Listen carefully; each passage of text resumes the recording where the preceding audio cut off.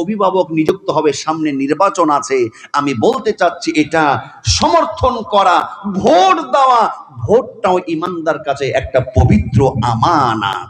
এই আমানতের খেয়ানত যদি আপনি করেন, তাহলে হতে পারে একজন জুয়ারুকে, একজন তারিখর, মদখোর, বচকারকে, নাস্তিককে ভোট যদি দিয়ে সে যদি সমাজে অন্যায় করে, আপনার আমানতের খেয়ানত করে, আপনিও তাকে সমর্থন করার কারণে, এই ভুল সিদ্ধান্ত, ভুল জায়গায় ভোট দেওয়ার কারণে আপনাকেও জাহান্নামে যেতে হতে পারে। আল্লাহ রাব্বুল আলামিন এই সুযোগটা আমাদেরকে কাজে লাগিয়ে আমরা একটি কোরআনী রাষ্ট্র চাই। আমাদের সব দেখা শেষ, আমরা বাপের নীতি, মায়ের নীতি, ছেলের নীতি, বোনের সবার আদর্শ নীতি দেখলাম, সব দেখা শেষ। এবার হবে ইনশাআল্লাহ আল কোরআনের বাংলাদেশ। কথা বলুন ঠিক না ব্যাঠি? আল্লাহ রাব্বুল আলামিন আমাদেরকে আমানতের খেয়ানত না করা, আমানত রক্ষা করার তৌফিক দান করুন, আমিন। আখির দাওয়ানা আলহামদুলিল্লাহি রাব্বিল আলামিন। আসসালামু আলাইকুম ওয়া রাহমাতুল্লাহি ওয়া বারাকাতুহু। এই সূরাতুন নিসার 58 নম্বর আয়াতে আল্লাহ সুবহানাহু ওয়া তাআলা তার প্রিয় বান্দাদেরকে বিশেষ গুরুত্বপূর্ণ দুইটা আমলের কথা বলছেন। কয়টা আমল? এই দুইটা আমল, দুইটা পরামর্শ আল্লাহ পাক আপনাকে আমাকে ওয়াজ করছেন। আল্লাহ পাক আপনার আমার উদ্দেশ্যে বলছেন। এই ওয়াজটা আল্লাহ পাক আজ থেকে 1400 বছর আগে করেছেন। দুইটি ওয়াজ। কয়টি ওয়াজ? এই 4 নম্বর সূরা নিসার 58 নম্বর আয়াতে আজকে শুধুমাত্র আমি কোরআন থেকে নকল করে আপনাদের সামনে আমি বলবো আল্লাহ পাক এইখানে কি বলছেন। খুব গভীর মনোযোগ দিয়ে শুনবেন। আল্লাহ সুবহানাহু ওয়া তাআলা সূরাতুন নিসার 58 নম্বর আয়াতে বলেন, ইন্নাল্লাহা ইয়া'মুরুকুম আন তু'আদ্দুল আমানাত। আল্লাহ পাক কত চমৎকার ভাবে বলেন, ইন্নাল্লাহা ইয়া'মুরুকুম আন তু'আদ্দুল আমানাত। নিশ্চয় তোমার রবের ঘোষণা, তোমার রব ঘোষণা দিয়েছেন, এক নম্বর হলো আমানাত। আল্লাহ বলছেন প্রত্যেককেই যার যার আমানত, লোকদের হাতে আমানতটাকে পৌঁছিয়ে দাও। বলি সুবহানাল্লাহ। এক নম্বর হলো আল্লাহ বলছেন আমানতের রক্ষা করতে হবে। কিসের রক্ষা? আমানতের রক্ষা করতে হবে। যার আমানত তার কাছে পৌঁছে দিতে হবে। এখন আমানত বলতে আমরা কি বুঝি? আমরা আমানতের খেয়ানত করা মানে এটাই বুঝি। আমানতের ব্যাখ্যা আমরা এতটুকুই সীমাবদ্ধতার মধ্যে রেখেছি যে কাউকে গোপন কথা কারো সামনে বললাম, এই কথাটা কাউকে বলবে না। কারো কাছে কিছু টাকা পয়সা রাখলাম, এইটা সেই যথা সময় পৌঁছে দিবে, যথা সময় সে আমার কাছে ফিরিয়ে দিবে। আমরা মনে করি সেই কথাটা রক্ষা করলো, সেই কথাটা রক্ষা করলো। আমি টাকা ধার দিয়েছিলাম, আমাকে যথা সময় ফিরিয়ে দিল। আমরা মনে করি যে এতটুকুই বোধহয় আমানত। আসলে কি আমানতের ব্যাখ্যা এতটুকুই? একটু বলুন। আমানত এটা হলো ব্যাপক অর্থবোধক শব্দ। আমানত, আমানত বলতে যেমন করে নিঃসন্দেহে একটা গোপন কথা আপনাকে কেউ বিশ্বাস করে বললে আপনি অন্য কাউকে বলবেন না, নিঃসন্দেহে এটা আমানতের অন্তর্ভুক্ত। আপনি কারোর কাছে টাকা রাখলেন, কোন স্বর্ণ অলংকার গচ্ছিত রাখলেন, এটা কেউ খেয়ানত করবে না, এটাও একটা আমানতের অংশ। তবে এতটুকুই সীমাবদ্ধতা নয়। আমানত এটা হলো ব্যাপক অর্থবোধক শব্দ। যেমন করে এইখানে রয়েছে ইমানদারের কাছে ঈমান একটি আমানত। আমার ভাইরা, মুসলমানদের কাছে ঈমান একটি আমানত। পিতামাতার কাছে সন্তান আমানত, তদ্রূপ সন্তানের কাছে পিতামাতা আমানত। এমন করে স্বামীর কাছে স্ত্রী আমানত, স্ত্রীর কাছে স্বামী আমানত। এইটাও একটি আমানত যে একটি রাষ্ট্রপ্রধানের কাছে রাষ্ট্রের সমস্ত নাগরিক, সমস্ত জনগণ রাষ্ট্রের কাছে একটি আমানত। আওয়াজ দিয়ে বলুন কথা ঠিক না ব্যাঠিক? আমানত এটা এমন একটি গুরুত্বপূর্ণ বিষয়। এই ছেলেরা একজনও কথা বলবে না, একটু কি একজনও কথা বলবে না?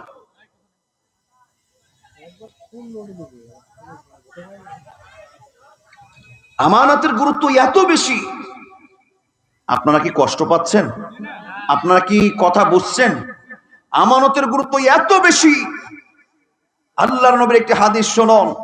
আন আব্দুল্লাহ ইবনে আমর রাদিয়াল্লাহু তাআলা আনহুমা عن النبي صلى الله عليه وسلم قال أربع إذا كان فيك لا يضرك ما فاتك من الدنيا حفظ الأمانة وصدق الحديث وحسن خليفة وعفة طعمة আল্লাহর নবী বিশ্ব নবীর সাহাবী আমর ইবনে হযরত ওমর ফারুক তিনি বলেন, আল্লাহর নবীর কাছ থেকে তিনি বর্ণনা করেন যে পৃথিবীর কোন মানুষ যদি দুনিয়ার সমস্ত কিছু হারিয়ে ফেলে, সে যদি চারটা জিনিসের হেফাজত করতে পারে, সেই ব্যক্তি কখনো দুনিয়াতে ক্ষতিগ্রস্ত হবে না, কখনো ধ্বংস হবে না। বলি সুবহানাল্লাহ। কয়টা জিনিস? আওয়াজ দিয়ে বলুন, কয়টা জিনিস? পৃথিবীর সবকিছু কেউ যদি হারিয়ে ফেলে, তার মধ্যে যদি চারটা জিনিস হেফাজত করে, সেই যদি চারটা জিনিস ধরে রাখতে পারে, সে কখনো দুনিয়াতে ক্ষতিগ্রস্ত হবে না, সে ধ্বংস হবে না। তাকে একজন হেফাজত করবেন। একটু আওয়াজ দিয়ে বলুন, তিনি কি? আল্লাহ সুবহানাহু ওয়া তাআলা সূরা নিসার 58 নম্বর আয়াতে তিনি যেই কথা বলছেন, ইন্নাল্লাহা ইয়া'মুরুকুম আন তু'আদ্দুল আমানাত। দরদিরা আমার হযরত ওমর তিনি যে চারটা জিনিসের কথা বলছেন, যার এক নম্বর হলো পৃথিবীর কেউ যদি সব কিছু হারিয়ে ফেলে, চারটা জিনিস যদি হেফাজত করতে পারে, এক নম্বর হলো আমানত। এটা রক্ষা করলে সে কখনো ক্ষতিগ্রস্ত হবে না, ধ্বংস হবে না। বলি সুবহানাল্লাহ। এবার একটু গভীর মনোযোগ দেবেন। আমানতটা কি? অনেকে আমরা মনে করি আমানত মানে কারো কাছে একটি গোপন কথা বললাম, এই কথাটা সেই আমানতের খেয়ানত করে অন্য কারো কাছে বলে দিবে। নিঃসন্দেহে সে আমানতের খেয়ানত করলো। আমি পূর্বেই বলেছি, এতটুকু আমানতের সীমাবদ্ধতা নয়। দরদিরা আমার, ইমানদার মুসলমানের কাছে ঈমান একটা সবচাইতে বড় আমানত। বলি সুবহানাল্লাহ। আমাদের ঈমান আছে না নাই? আওয়াজ দিয়ে বলুন, আছে না নাই? ঈমান একটা কত বড় আমানত। এই চুক্তি রূহের জগতে আপনি আল্লাহর সঙ্গে করেছেন। একজন ঈমানদার কি করে বলতে পারে ধর্ম যার যার, উৎসব সবার? বলি নাউজুবিল্লাহ। সে কখনো ঈমান থাকতে পারে না, ঈমান থেকে সে খারিজ হয়ে গেছে না আছে? দরদিরা আমার শুনুন, রূহের জগতে আমাদেরকে প্রশ্ন করা হয়েছিল, আলাস্তু বিরাব্বিকুম, আলাস্তু বিরাব্বিকুম। আল্লাহ রূহের জগতে আমাদেরকে প্রশ্ন করেছিলেন, আমি কি তোমাদের প্রভু নয়? আমি কি তোমাদের রব না? আমি কি তোমাদের গোলামি পেতে পারি না? আমরা সকলে রূহের জগতে বলেছিলাম ক্বালু বালা। কেন নয়, কেন নয়, অবশ্যই তুমি আমাদের আল্লাহ, তুমি আমাদের রব, একমাত্র গোলামি করব আমি আল্লাহ। তোমার কথা বলুন, ঠিক না বেটি? রূহের জগতে এই কথা আমরা বলেছিলাম। কিন্তু পৃথিবীতে আসার পরে কেউ ক্ষমতার বলে, কেউ জ্ঞান গরিমা টাকা পয়সা, কেউ আত্ম অহংকার করে আজ কেউ করছে মানুষের পূজা, কেউ করে মাটির পূজা, কেউ করছে গাছের পূজা, কেউ করছে নেতা নেত্রীর পূজা। ইমানদাররা, এমন কিছু ইমানদার আছে আজকে এমন শ্রেকে লিপ্ত হয়েছে যে তাদের ইমানটা মুহূর্তের মধ্যেই ধ্বংস হয়ে গেছে। কথা বলুন, ঠিক না বেঠি? এই ঈমানটাকে রক্ষা করতে হবে। একজন ঈমানদার সে আল্লাহর সঙ্গে ওয়াদা করেছে। আপনি ঈমানদার যখন বলে নিয়েছেন, যখন স্বীকারোক্তি দিয়েছেন যে লা ইলাহা ইল্লাল্লাহু মুহাম্মাদুর রাসূলুল্লাহ, আপনি যখন কালিমা শাহাদাত পড়েছেন, আশহাদু আল্লা ইলাহা ইল্লাল্লাহু ওয়াহদাহু লা শারীকা লাহু ওয়া আশহাদু আন্না মুহাম্মাদান আবদুহু ওয়া রাসূলুহু, আপনি যখন এই স্বীকারোক্তি দিয়েছেন, ও মুসলমান, আপনি একমাত্র আল্লাহর গোলাম, আপনি একমাত্র আল্লাহ পাকের ইমানদার বান্দা। অতএব আপনি গোলামি হক করবেন, আপনি হুকুম মানবেন একমাত্র কার? আওয়াজ দিয়ে বলুন, কার? 14 বার হজ করেছে, নামাজ পড়তে পড়তে কপালে ঘটা ফেলে দিয়েছে, কিন্তু বলে ধর্ম যার যার, উৎসব সবার, বলি নাউজুবিল্লাহ, সে কখনো ইমানদার হতে পারে না। যদি এমনটাই হয় তাহলে আমি বলবো বউ যার যার, অধিকার সবার। কেউ কি মানবে? মানবে? গাছের গাছ যার যার, বাগান যার যার, সেই বাগানের ফল সবার। পুকুর যার যার, মাছ সবার। এটাকে আপনি মানবেন? আওয়াজ দিয়ে বলুন, মানবেন? বউ যার যার, স্ত্রী সবার, আপনি এটা মানবেন না কেন? তার কারণ হলো আপনি একটা আপনার স্ত্রীকে, অপরিচিত একটা মেয়েকে, একটা কন্যাকে আপনি আপনার বউ করে স্ত্রীর অধিকার দিয়ে আপনি একটা শর্ত সাপেক্ষে, যে ইসলামী শরিয়া যত স্বামী স্ত্রীর হক রয়েছে, অধিকার রয়েছে, আমি সেইগুলো তাকে দেব, তার হক আদায় করব, একটা কবুলিয়াতের মাধ্যমে আপনি আপনার স্ত্রীকে হালাল করে ঘরে নিয়ে এসেছেন। অতএব এই স্ত্রীটা শুধু আপনার জন্যই হালাল, অন্য পর পুরুষ বাইরের কারো জন্য হালাল হতে। খুব গভীর মনোযোগ দিয়ে বুঝবেন, শুধুমাত্র আপনার স্ত্রীকে কবুলিয়াত করে আপনি হালাল করেছেন। দরদিরা আমার, আপনি যখন আল্লাহর সঙ্গে কবুলিয়াত করেছেন, আপনি যখন স্বীকারোক্তি দিয়েছেন আমি ইমানদার মুসলমান, আল্লাহ ছাড়া কেউ নাই, তিনি অদ্বিতীয়, আল্লাহর সাথে কাউ শরীক করেন নাই, এবং আল্লাহ প্রেরিত রাসূল হযরত মুহাম্মদ মুস্তাফা সাল্লাল্লাহু আলাইহি ওয়াসাল্লাম, যখন আপনি আল্লাহকে ওয়াদা দিয়েছেন এই কবুলিয়াতের মাধ্যমে, যখন নিজেকে ইমানদারদের তালিকাভুক্ত করেছেন, ও দরদিরা আমার, তখন একমাত্র আপনার উপরে আল্লাহর ইবাদত করার এই অধিকার ব্যতীত অন্য কোন দেব দেবী, অন্য কোন মাটি মানুষ উপাসনার আর কোনো অধিকার থাকতে পারে না। কথা বলুন, ঠিক না বেঠিক? ঈমানটাকে রক্ষা করতে হবে। ঈমান এটা হলো সবচাইতে বড় আমাদের জন্য আমানত। কিন্তু আমার মন বলে যে এই ঈমান আমাদের কতজনের আছে না গেছে, এটা এখন সন্দেহর একটা বড় কারণ হয়ে দাঁড়িয়েছে। কথা বলুন, ঠিক না বেঠিক? আমরা মনে করি যে নামাজ পড়লে, রোজা রাখলে, ওয়াজ মাহফিল করলে, শুনলে জাস্ট এনাফ। কখনো নয়। লম্বা করতে পারবো না, খুব গভীর মনোযোগ দেবেন। দরদিরা আমার, আমানত এটা হলো অনেক বড় একটা দৌলত। লা ঈমানা লিমান লা আমানাতা। দরদিরা আমার, আল্লাহর নবী বলেছেন, যার মধ্যে আমানতদারিতা নাই তার ঈমান নাই। নাউজুবিল্লাহ। যার আমানতদারিতা নাই তার কি নাই? ঈমান নাই। আমাদের কয়জনের আমানতদারিতা আছে? দরদিরা আমার, খেয়াল করুন এই আমানতটা কত বড়, এই আমানতটা কত দামি জিনিস। স্বামী স্ত্রী, আপনি স্বামীর কাছে স্ত্রী আমানত এবং স্ত্রীর কাছে স্বামী আমানত। হুন্না লিবাসুল লাকুম ওয়া আনতুম লিবাসুল লাহুন। বলি সুবহানাল্লাহ। কি অধিকার আল্লাহ পাক দিয়েছেন! আল্লাহু আকবার, আল্লাহু আকবার। এই অধিকার, এই আমানত আপনাকে রক্ষা করতে হবে।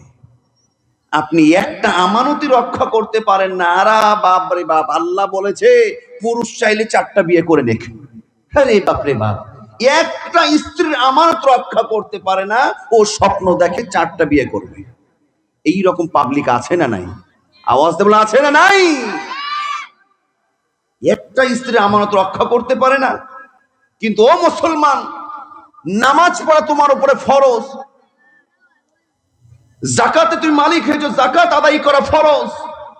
তোমার এলাকার মধ্যে একটা মাদ্রাসা তৈরি হয়েছে, তোমার এলাকার মধ্যে এতিম আছে, অসহায় আছে, তুমি ধনী মানুষ, তোমার অর্থের মধ্যে তাদের একটা অধিকার আছে, হক আছে, এটা আদায় করা ফরজ। এটা তুমি বুঝো না, তুমি এটা খুব ভালোভাবে বোঝো যে 4টা বিয়ে করে আল্লাহ বলে দিয়েছে।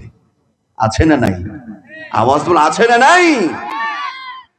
কিন্তু বুঝতে হবে দাঁড়াতে আমার, 4টা বিয়ে করার আল্লাহ পাক যে আয়াতটা নাজিল করেছেন, এই আয়াতটা আল্লাহ সুবহানাহু ওয়া তাআলা কখন কোন প্রেক্ষিতে আমার আল্লাহ রাব্বুল আলামিন নাজিল করেছেন, এটা অনেকেরই অজানা।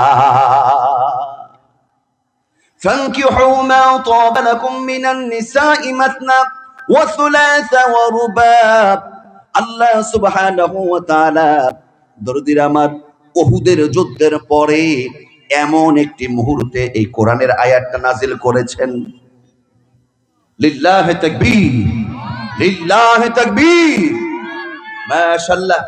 সম্মানিত প্রিয় তাওহীদি জনতা, যারা এখনো বাইরে আছেন, আমি অনুরোধ করব আমাদের আজকের কাঙ্ক্ষিত মেহমান হযরতুল আল্লাম বিশিষ্ট তাফসীর কারক আমাদের নয়নের মণি মাওলানা গোলাম ফারুক হুজুর আমাদের মঞ্চে উপস্থিত হয়ে গেছেন।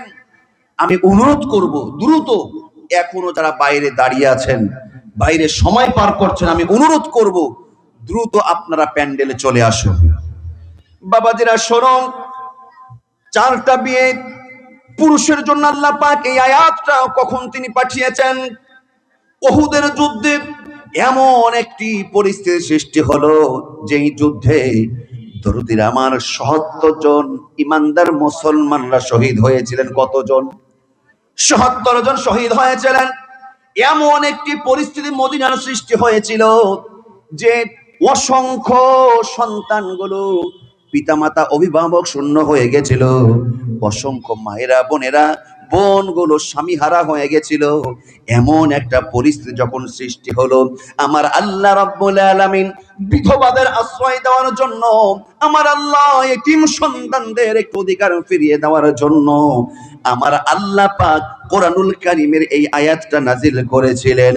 ফানকিহু মা তাবা লাকুম মিনান নিসাই মাসনা ওয়া সুলাসা ওয়া রুবা।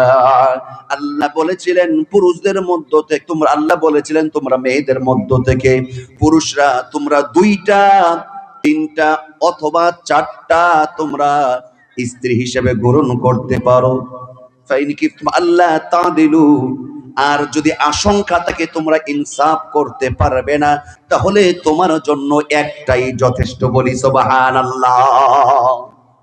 কিন্তু দরদেরা আমার, সমাজে ডানে বামে লক্ষ্য করে দেখবেন আমার ভাইয়েরা, অধিকাংশ ব্যক্তিরা যারা 4টা 3টা 2টা বিয়ে করে, একাধিক বিয়ে করে, কেউ তো উল্লেখযোগ্য কারণ হিসেবে বিয়ে করে, কিন্তু দেখবেন অনেকে বিয়ে করে দরদিরা নিজের শুধুমাত্র লোভ লালসা, নিজের শুধুমাত্র নফসের দাবিদারি করার জন্য, নিজের জৌলস নিজের যৌবনের জন্য অনেকে শুধুমাত্র এই একটা কারণকে সামনে রেখে বিয়ে করে। কিন্তু একাধিক বিয়ে করার আমার আল্লাহ পাক যে বিধান দিয়েছে, এটা শুধুমাত্র পুরুষের নিজের খায়সাত মেটানোর জন্য নয়, বরং সবচাইতে বড় লক্ষ্য আর উদ্দেশ্য হলো দরদিরা আমার একটা বিধবা নারীর অসহায় এতিমদেরকে প্রতিষ্ঠিত সুন্দর একটা অধিকারের জীবন ফিরিয়ে দেওয়ার জন্য। বলি সুবহানাল্লাহ। কিন্তু বিয়ে করতে গেলে বিধবা কয়জন বিয়ে করে? 65 বছরের এই বুড়া যখন বিয়ে করে, দ্বিতীয় বিয়ে দেখবেন বিয়ে করে যে 15 বছর 16 বছরের মেয়েকে। ঠিক না ব্যাটি? তাহলে উদ্দেশ্যটা কি বোঝা যাচ্ছে, ভালো না মন্দ? আমার বাংলাদেশের এক বাটপার মামুনুর রশিদ কাসিমি সম্ভবত নাম। এই মামুনুর রশিদ কাসিমি সে একটা ফ্যাক্টরি খুলেছে। ফ্যাক্টরি কি একাধিক বিয়ে করবে, যে 4টা বিয়েটা সমাজে প্রতিষ্ঠিত করবে। নাউজুবিল্লাহ। এটা ঠিক আছে, কিন্তু সেই যে আচরণ তার এক স্ত্রী, সে বলছে এদের ভিতরের যে চরিত্র, এটা যদি মানুষ জানে তাহলে মানুষ লজ্জিত হবে, তাদেরকে ধিক্কার জানাবে। বলছে এরা বিয়ে করবে কন্ট্রাক্ট বিয়ে করার মতন, কিছুদিন রেখে যখন আর ভালো লাগবে না, কোনো কৌশলে ছল বলে একটা ইস্যু দিয়ে তাকে তালাক দিবে, আবার আরেকটাকে বিয়ে করবে। বলি নাউজুবিল্লাহ। দরদিরা আমার, তাহলে বলছিলাম যে স্বামী স্ত্রী একে অপরে, এনারাও কিন্তু আমানত, সেই আমানতটাও আমাদের রক্ষা করা দরকার আছে না নাই? কথা শুনুন। 2 নাম্বার হলো আমার আল্লাহ পাক এইখানে বলছেন ওয়া ইযা হাকামতুম বাইনান নাস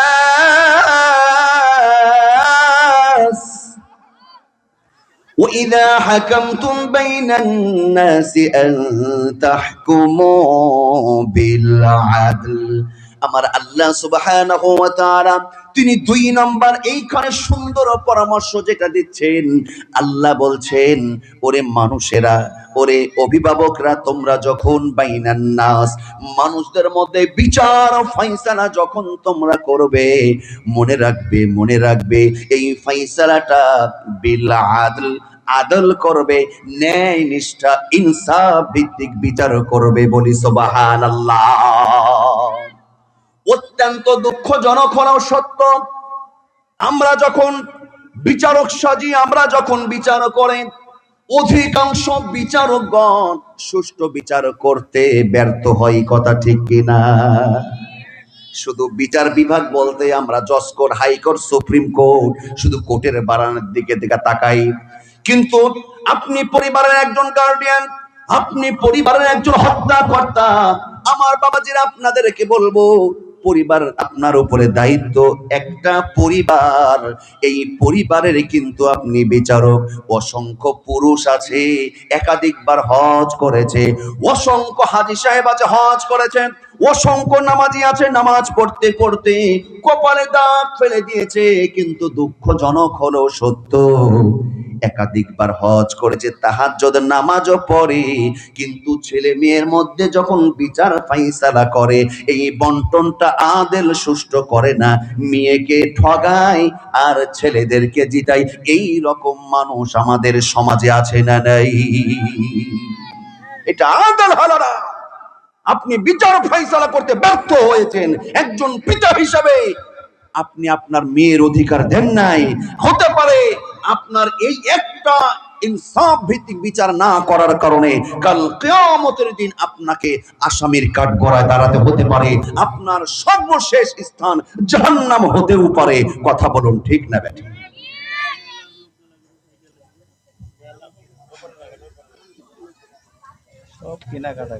জি, আসলে দুঃখজনক, অত্যন্ত দুঃখজনক। দেখেন এত সুন্দর একটা পরিবেশ, আমিও রাস্তায় দেখে আসলাম যে দোকান পাশার, জিলাপির দোকানে, সিঙ্গাড়ার দোকানে, মেলাতে এত ভিড়। আমি চেহারাগুলো একটু এক নজরে দেখলাম আর ভাবলাম যে এরা বোধহয় জীবনে জিলাপি খাইনি, আজকে জম্মের খাওয়া খাবে। এই জাতির কপাল পুড়বে না কেন? এতদিন জিলাপি খাই নাই, আজকে চটপটির দোকানে, মেলাতে, ওইখানে বসে আছে। দরদের আমার, আমি অনুরোধ করব, একটা দিন আসুন না আজকে কোরআনের জন্য আমরা এইখানে আসি। আমাদের প্রিয় কাঙ্ক্ষিত মুফাসসির চলে এসেছে, ওনাকে আমি এক্ষুনি দিয়ে দেবো এই মুহূর্তেই। মানে আমারই দিতে লজ্জা লাগছে যে আমি তো কথা বলছি চোখ মুখ বন্ধ করে, ধ্যান ধারণ না, আমি মনে করছি কয়েক হাজার লোক আছে। যাই হোক, আমি আজকে আমার প্রিয় ভাই শাহাদাত ভাই, ওনার যে মাদ্রাসায় দিনী প্রতিষ্ঠান দারুল কোরআন AS আয়েশা সিদ্দিকা মাদ্রাসা ও এতিমখানা, এই মাদ্রাসা আমরা চিনি না? নাম শুনেছি তো। এই মাদ্রাসা এতিম ছাত্র ছাত্রী আছে। দরদিরা আমি বলছিলাম, এটাও একটা আমানত। এলাকার যারা ধনী আছেন, যারা প্রভাবশালী আছেন, আপনাদের দায়িত্ব যে এই মাদ্রাসাদের একটু খেয়াল করা। আজকে সত্য কথা বলছে, আমি কেন উঠেছি জানেন? আমি কিন্তু এইখানকার মেহমান না যে হুজুর এটা কেমন কথা বলেন। আমি এটা অহংকারের জন্য বলছি না, বুঝানোর জন্য বলছি। আমি এটা আমার কাছে আমানত মনে করে আমি উঠেছি যে আমার দিনী ভাই হাফেজ কারি মাওলানা শাহাদাত হোসাইন ভাই, ওনার মাদ্রাসা মানে আমার মাদ্রাসা, ওনার টেনশন মানে এটা আমার টেনশন। আগামী পরশুদিন আমার মাহফিল আছে, আপনারা অনেকে হয়তো জানেন। আগামী কালকে আছে গোদাগাড়িতে, পরশুদিন আছে নগরপাড়া, ওখানে আলহামদুলিল্লাহ আল্লাহ পাক আপনাদের, আমি প্রধান আলোচক। কিন্তু অনেকে হয়তো অনেকে দেখে দাঁড়িয়ে গেছে যে কি ব্যাপার, কে কথা বলছে। কিন্তু আমি বলছি এটা বোঝানোর জন্য, এটা বলছি অহংকার করার জন্য নয়। আমি আজকে কথা বলছি, আমি এটা আমার কাছে আমানত মনে করেছি। ভাই যখন আমাকে বলেছে কথা বলতে হবে, আমি মনে করছি কথা বলবোই। আমার মান সোলেমান থাকুক আর চলে যাক, আমি বলছি এটা একটা আমানত, এটা একটা আমানত। আপনার অর্থ, আপনার ধন দৌলত, এটা গরিবদের, মিসকিনদের একটা আমানত। আজকে এই এলাকায় মাহফিল হচ্ছে, আমি মনে করি যে যারা দাঁড়িয়ে সময় পার করছেন, আপনাদের এইখানে বসা এই মুহূর্তে, এটাও একটা আপনাদের জন্য আমানত। কথা বলুন ঠিক না ব্যাঠি? দরদের আমার শুনুন, আল্লাহ পাক বলছেন, ওয়া ইযা হাকামতুম বাইনান নাস আন তাহকুমু বিল আদল ইন্নাল্লাহা নি'মা ইয়া'iদুকুম বিহি ইন্নাল্লাহা কানা সামিআন বাসীরা। আল্লাহ বলছেন, তোমরা যখন মানুষের মধ্যে বিচার ও ফয়সালা করবে, সেই বিচার ও ফয়সালা যেন আদল হয়, উঁচু নিচু যেন না হয়, কম বেশি যেন না হয়, নিজের দলের দিকে লক্ষ্য করে অন্য দলের লোকদেরকে যেন ভালোভাবে ঠেসা দাও, এই রকম না হয়। কিন্তু বলুন তো, আমরা লক্ষ্য করে দেখেছি আমাদের এই দেশের বিচার ফাইসালা ইনসাফ ভিত্তিক ছিল নাকি ব্রিটিশদের বিচার কায়েম করা হয়েছিল? আওয়াজ দিয়ে বলুন, সুষ্ঠু বিচার আমরা দেখেছি? সুষ্ঠু বিচার আমরা পাই নাই। আল্লাহ বলছেন যদি তোমরা এটা মানতে পারো এটা তোমাদের জন্য উত্তম হবে। দরদে আমার অত্যন্ত দুঃখ আর আফসোস সাথে বলতে হয়, আমি শুধু একটা উদাহরণ, পরিবারের পিতাদের কথা বলেছে, অনেক মেয়েকে সুষ্ঠু বিচার করে না। এলাকার মেম্বার, চেয়ারম্যান, আমার দেশের রাষ্ট্রপ্রধান, এই সব জায়গায় দেখবেন সুষ্ঠু বিচার হয় না, কোর্ট কাছারিতে সুষ্ঠু বিচার পায় না। সুষ্ঠু বিচার যদি এই সমাজে থাকতো, সুষ্ঠু বিচার যদি এই বাংলার জমিনে রাষ্ট্রে যদি বাস্তবায়ন থাকতো, আল্লামা কোরআনের পাখি দেলওয়ার হোসেন শহীদি সাহেবকে তিলে তিলে ধুকে ধুকে এই জমিন থেকে এইভাবে বিদায় হতে হতো না। কথা বলুন ঠিক না বেঠি? অনেকে মনে করে হুজুর উনি তো স্বাভাবিক মারা গেছে। স্বাভাবিক মারা যায় নাই, স্বাভাবিক মারা যায় সূক্ষ্ম পরিকল্পিত ভাবে ওনাকে ইনজেকশন পুশ করে দুনিয়া থেকে বিদায় করা হয়েছে। কথা বলুন ঠিক না বেঠি? আমার আল্লাহ রাব্বুল আলামিন বলেন, শোনো শেষ কথা, আদাল কোরআনের বিচার, ইনসাফ ভিত্তিক বিচার ফাইসালা যারা করবে না, আমার আল্লাহ রাব্বুল আলামিন তিনি বলেন, রব্বুল আলামিন তিনি বলেন কোরআন থেকে যারা বিচার ফাইসালা করে না, আমার আল্লাহ বলছেন এরা হলো মুনাফিক। অন্য এক জায়গায় বলছেন আল্লাহ পাক বলছেন এরা হলো ফাসিক। অন্য এক জায়গায় আল্লাহ পাক বলছেন, আল্লাহ পাক সর্বশেষ তাদের যে সার্টিফিকেট দিচ্ছেন, আল্লাহ বলেন এরা হলো পথভ্রষ্ট, এরা হলো কাফির। বলি নাউজুবিল্লাহ। দরদের আমার শোনন, সুষ্ঠু বিচার ফাইসালা যদি না থাকে, সেইখানে আমার আল্লাহর দয়া মহাব্বত ভালোবাসা থাকতে পারে না। আর আল্লাহর দয়া ময়া ভালোবাসা যখন থাকবে না, বুঝে নিতে হবে সে তারা কখনো সফল হতে পারে না। কথা বলুন ঠিক না বেঠি? আজকে যারা জুলুম, অন্যায়, অত্যাচার, অবিচার করে সমাজকে, দেশকে শোষণ করেছে, রাষ্ট্রকে মন গড়া বিচার ফাইসালাতে কায়েম করেছে, আজকে দেখুন তারা আমাদের কাছে আছে না বহু দূরে পালিয়ে গেছে? চলে গেছে না, তারা পালাতে বাধ্য হয়েছে। এটা হলো আল্লাহর পক্ষ থেকে আযাব, আল্লাহর পক্ষ থেকে শাস্তি। আজকে তারা পালিয়েছে, পরিচয় দিতে ভয় করে, পরিচয় দিতে ভয় করে যে সর্বনাশ, পরিচয় দিতে ভয় করে। মনে রাখবেন, শেষ কথা বলে আমি শেষ করব, দরদির আমার সময় এসেছে। আল্লাহ পাক বুঝতে হবে আপনি ইমানদার মুসলমান, সময় এসেছে। সময়টা কি জানেন? এমন একটি পরিস্থিতি আমরা বিরাজ করছি, এই দেশের অভিভাবক এখন নাই, রাষ্ট্রের অভিভাবক আছে। এই রাষ্ট্রটা হলো অভিভাবক শূন্য।